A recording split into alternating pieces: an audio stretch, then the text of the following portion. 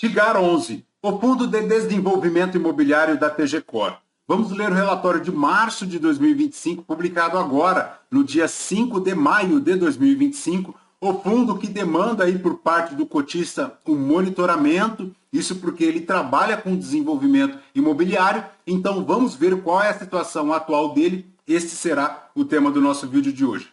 Está aí, pessoal, o fundo que tem como objetivo propiciar aí aos cotistas a valorização de suas cotas por meio de investimentos aí dentro do desenvolvimento imobiliário. Ele tem taxa de administração, tem taxa de gestão, um patrimônio líquido aí de 2,67 bi, a cota patrimonial a R$ 113,19, uma liquidez na B3 aí de 5 milhões e 800. Na data que eu gravo aqui com vocês, pessoal, o Tigar 11 está cotado na B3 aí a R$ 89,29, e ele que ainda não se recuperou adequadamente aí no mercado secundário, isso porque diversos fundos já conseguiram aí uma recuperação considerável, mas ele ainda não consegue atingir, inclusive, o resultado lá de 2024, que era de R$ 109,50, ficando aí ainda na casa dos R$ 89,90. A última distribuição, pessoal, ocorreu agora no dia 15 de maio de 2025,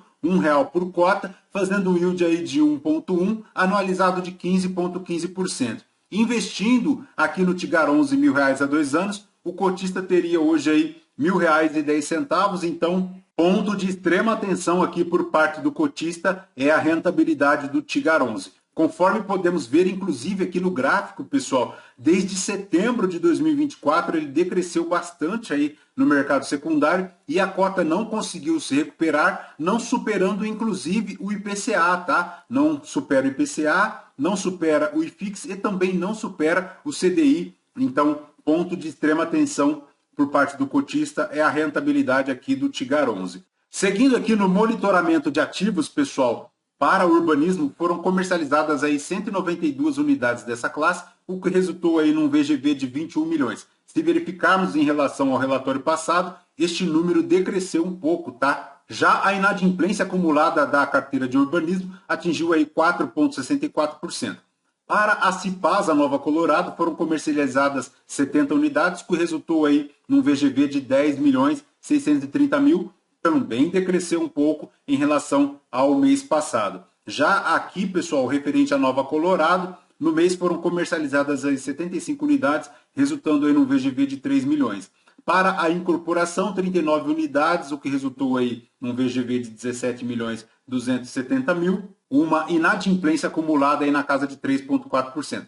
Para multipropriedades, pessoal, também houve um decréscimo no número de vendas, tá? Foram comercializadas apenas 110 frações do empreendimento, representando aí um total de VGV de 8 milhões. A inadimplência aqui para multipropriedade segue lá na casa dos 5%. De todos os segmentos aqui, a multipropriedade é aquele que apresenta a maior inadimplência. Em relação ao crédito, pessoal, foram aqui 12 operações, totalizando aí 68 milhões de vendas. Já para as aquisições, foram 4 operações adquiridas aí no portfólio que já estavam presentes, tá? Então o fundo aumentando a exposição aí dele nestas operações, totalizando aí investimento de 19 milhões, a uma taxa média aí de IPCA mais 13,71%. Foram adquiridas também, pessoal, 2 novas operações no valor de 11 milhões. A primeira para o CRI 4 Atlantes, na casa aí de 6 milhões, visando aí a estruturação e financiamento do término das obras de 3 loteamentos localizados lá em Sorriso, no Mato Grosso. Tem aqui também a segunda operação de 4 milhões 390 mil para o CRI Fendi, com uma remuneração de CDI mais 3,7. Foi estruturada aí para financiar também as obras de uma incorporação horizontal localizada em São Paulo. Em relação aqui à rentabilidade do fundo, pessoal, para março de 2025, ele fez aí a cota patrimonial a R$ 113,19, valor de mercado de 2,1 bi, fechando a cota aí na casa dos R$ 90. Para a rentabilidade, pessoal, ele fez aqui um retorno total positivo de 15,04%. A cota, como comentamos, buscou uma recuperação ainda um pouco tímida se comparado a outros fundos imobiliários, mas buscou, né? Ela tenta superar aí o IFIX e o CDI, é o que podemos confirmar aqui, inclusive, no gráfico. No retorno acumulado da cota patrimonial, pessoal, a cota patrimonial ajustada deu 139%, já o CDI 81% e o IPCA 47%. Em relação aqui à distribuição, segue lá no patamar de R$1, ele conseguiu fazer 15% aí no retorno total acumulado, como comentamos, frente a 0,65 de fevereiro, mas no total aí um retorno negativo de 17,53%. Em relação ao histórico de negociações de cotas, pessoal, ele segue aí no volume diário de 5 milhões e 800. Em relação à DRE do fundo, pessoal, para março ele fez aí 28 milhões 332 mil de receitas de caixa, subtraídas as despesas, um resultado aí de 25 milhões 834 mil, distribuindo aí 23 milhões 567 mil, R$1 por cota, tá? O resultado dele foi de 1,10, ele conseguiu então fazer uma reserva chegando lá aos 13 centavos por cota, tá? A reserva que até então era de 3 centavos, agora passa a ser de 13 centavos por cota. Em relação aqui, pessoal, às tipologias de receitas, 73% estão lá para equity, 12% crédito, 10% aqui em fundos de renda fixa e 3,59% em ativos de bolsa e 0,14% aqui em imóvel para renda. No portfólio consolidado, pessoal, 210 ativos, a maior exposição continua lá para o estado do Goiás. Em relação, pessoal, à distribuição do PL aqui por classe de ativos, ele tem aqui na carteira de equity 59%, equity em desenvolvimento 16%, crédito 11%, renda fixa 4,39%, tem aqui também land equity, shopping e também o imóvel para renda. No portfólio de equity, pessoal, ele faz aí uma distribuição de carteira 62% para urbanismo, tem aqui 24% de incorporação, 12% de multipropriedade, 1% aqui de shopping e 0,35% de renda, tá? Sendo que as vendas aqui no consolidado da carteira de equity correspondem a 71%. Em relação ao portfólio de crédito, 42% estão lá para incorporação. Tem aqui nos indicadores consolidados a taxa real média de juros de 11,82% ao ano. Para os detalhamentos dos ativos, pessoal, na estratégia Core, a maior exposição está lá para o empreendimento, loteamento Leverage, lá no Maranhão, ambos representando aí 2% em relação ao PL do fundo, tem aí 73% de vendas. Em relação aqui à estratégia tática, pessoal, o Minas Brisa em Belo Horizonte, uma incorporação representando aí 0,15% do PL da carteira. Em relação aqui à carteira de recebíveis, pessoal, o Equity Urbanismo tem aqui no Jardim Europa, em Formosa, no Goiás, representando aí 5,12% do PL da carteira, 95% das vendas aqui já realizadas. Em relação ao equity incorporação, pessoal, ele tem aqui 3 destaques, tá? O Grand Life Medical em Anápolis, o Link Clubhouse lá em Aparecida de Goiânia e o Jardim Roma em Xanxerê, em Santa Catarina, tá? Representando aí 1,32, 1,27 e 1,04, respectivamente, do PL aqui da carteira. Mas o destaque, pessoal, fica aqui em relação às vendas, tá? Que estes empreendimentos, diversos deles, como podemos verificar aqui no relatório, ainda com um percentual de vendas relativamente baixo, tá? O Grand Life Medical aqui, apenas com 68% das vendas, e o Jardim Roma, lá em Xanxerê, apenas 40% das vendas. Então, como é uma estratégia de desenvolvimento imobiliário, o fundo, o Tigar 11, ele depende demais aqui das vendas realizadas. E não apenas isso, depois da venda realizada, tem ainda o descasamento do cliente, que ele deixa de financiar direto com a incorporadora e passa a financiar diretamente com o banco. E neste descasamento, pessoal, os empreendimentos aqui, as incorporadoras, elas recebem na integralidade do agente financiador lá do banco o total aqui, o montante financiado. Então, é neste momento que o Tigar 11 passa a receber os valores, tá? Porque ele começa a receber aqui das incorporadoras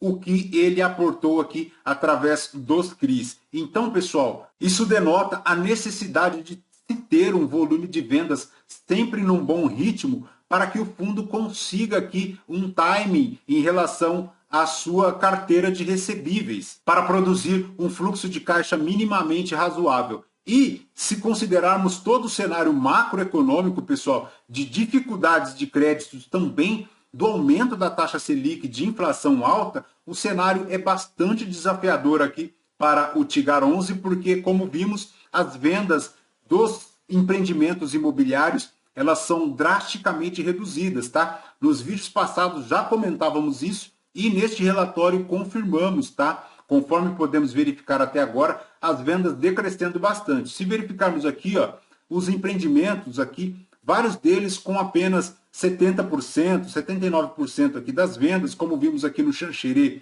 apenas 40% aqui das vendas dos empreendimentos, então isso afeta demais aqui o Tigar 11. Inclusive aqui para o Aqualand, que é um desenvolvimento em multipropriedade, apenas 59% aqui das vendas. Então vejam, isso tem um impacto gigantesco aqui para o Tigar 11. Vejamos aqui também no desenvolvimento em corporação, para o Aurora Resort, lá em Chapecó, apenas 23% das vendas. Temos aqui também, na estratégia de desenvolvimento e urbanismo, diversos empreendimentos aqui ainda pendentes, tá? De vendas na integralidade. Vejamos aqui que o Jardim dos Pássaros, lá em Aparecida de Goiânia, apenas 50% das vendas. O Guaia, aqui em Lorena, no interior do estado de São Paulo, com apenas 21% das vendas. Então, importante o cotista ficar atento a este ponto aqui do Tigar 11. Para o Land Bank, pessoal, ele tem aqui também diversos investimentos, destaques para dois. O primeiro é o Urbix Sainator e Jardins, em São Paulo, e o Parque Bahia, lá em Luiz Eduardo Magalhães, na Bahia.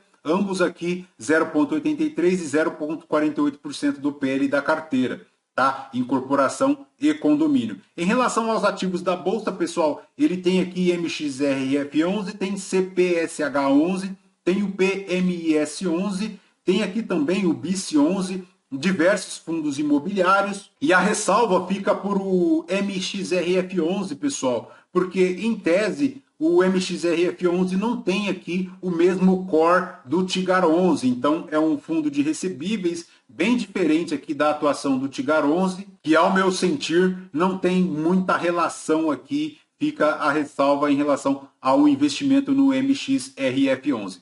Perfeito, pessoal? São diversos empreendimentos, não dá para acompanhá-los um a um. Tigar 11 é fechar os olhos e acreditar na estratégia da gestão, mas ao que parece aqui pela leitura do relatório, as vendas têm apresentado aí queda no ritmo, tá? Então, importantíssimo ficar atentos porque o cenário macroeconômico é bastante desafiador e não há um horizonte a demonstrar aí um pico da alta da taxa Selic, tá? O mercado precifica aí a Selic a 15%, mas não dá para entender ainda até quando se manterá os 15%. O fato é que num cenário aí de 2 anos, pelo menos, não há nenhum horizonte limpo, tá? O cenário é bem desafiador, a visão é bem turva, então importantíssimo o cotista do Tigar 11 aqui ter muita cautela no investimento do ativo. Fechou, pessoal? Lembrando que este vídeo não é uma recomendação de compra ou de venda de nenhum dos ativos aqui mencionados. Aos novos inscritos, muito bem-vindos. Você que permanece conosco, muito obrigado por isso também. E você que não é inscrito, considere se inscrever. Deixe o seu like, o seu joinha, porque tudo isso nos fortalece aqui na produção de conteúdos. Fechou? De Tigar 11 é isso. Voltamos no próximo vídeo. Até mais. Fraterno abraço a todos.